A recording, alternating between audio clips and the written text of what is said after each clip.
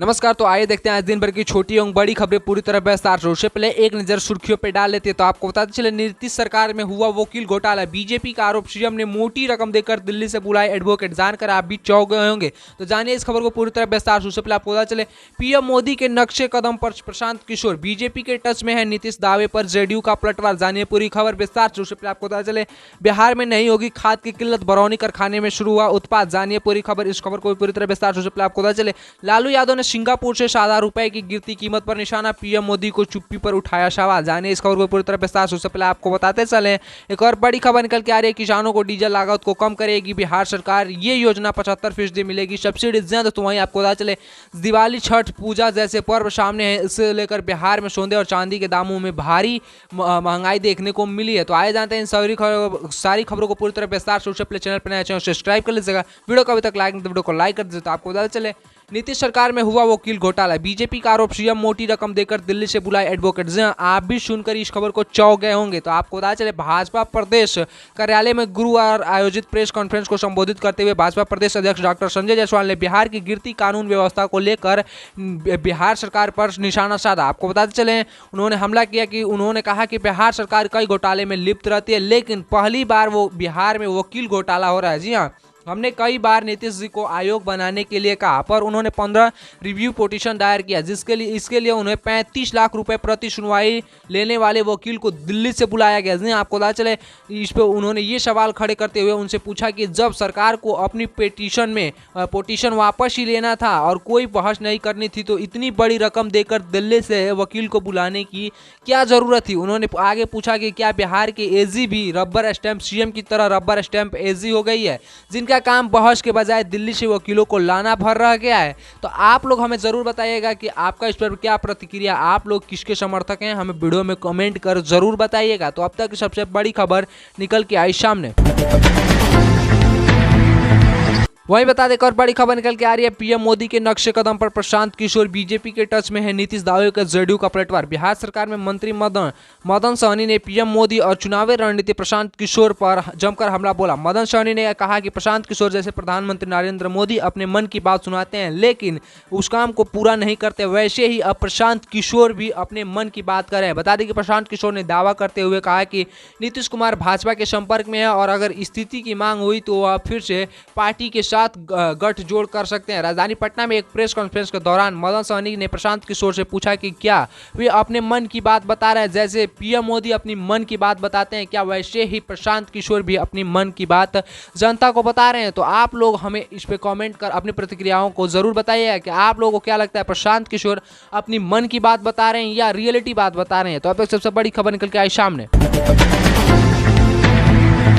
एक और बहुत बड़ी खबर निकल के आ रही है, लालू यादव ने सिंगापुर से ₹7,000 की गिरती कीमत पर निशाना, पीएम मोदी की चुप्पी पर उठाया सवाल। आपको बता, सिंगापुर में अपने इलाज कराने गए राजद सुप्रीम लालू प्रसाद यादव ने गिरते रुपए कीमत पर चिंता जताई। डॉलर के मुकाबले 61 पैसे टूट गया है और 83.01 रुपए प्रति डॉलर बंद होने के बाद लालू यादव ने केंद्र सरकार के खिलाफ मोर्चा खोल दिया। जी हाँ दोस्तों, आपको पता चले, लालू यादव ने गुरुवार को ट्वीट कर प्रधानमंत्री नरेंद्र मोदी पर हमला बोलते हुए लिखा कि डॉलर के मुकाबले भारतीय रुपया ऐतिहासिक रूप से सबसे कमजोर है। डॉलर के मुकाबले रुपए बुरी तरह से टूटकर पहली बार पहुंचा 83 के पार।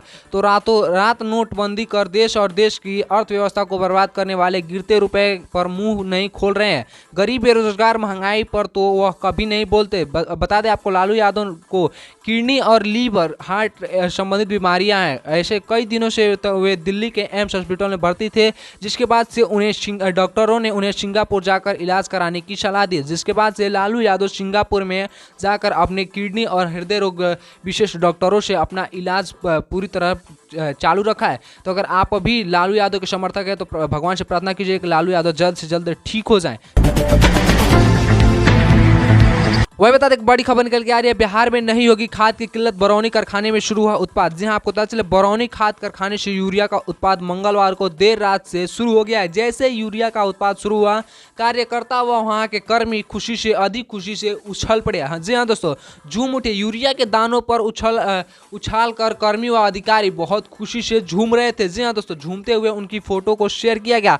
वहीं आपको केंद्र सरकार की महत्वाकांक्षी योजना में शामिल हिंदुस्तान उर्वरक रसायन लिमिटेड के मार्केट मार्केटिंग विभाग की ओर से उत्पादन यूरिया को बुधवार को डिस्पैच भी कर दिया गया। बरौनी खाद कारखाने से यूरिया के उत्पाद शुरू करने को लेकर 2 महीने से युद्ध स्तर पर कार्य हो रहा है। एक हफ्ते से हल की अधिकारी यूरिया उत्पाद शुरू करने के लिए ट्रायल कर रहे हैं। तो जल्द ही बिहार में यहाँ से बरौनी से खाद की उत्पाद चालू हो जाएगा और जल्द ही बिहार को मिलने लगेगा यहाँ से खाद। जी हाँ दोस्तों, तो अब तक सबसे बड़ी खबर निकल के आई सामने।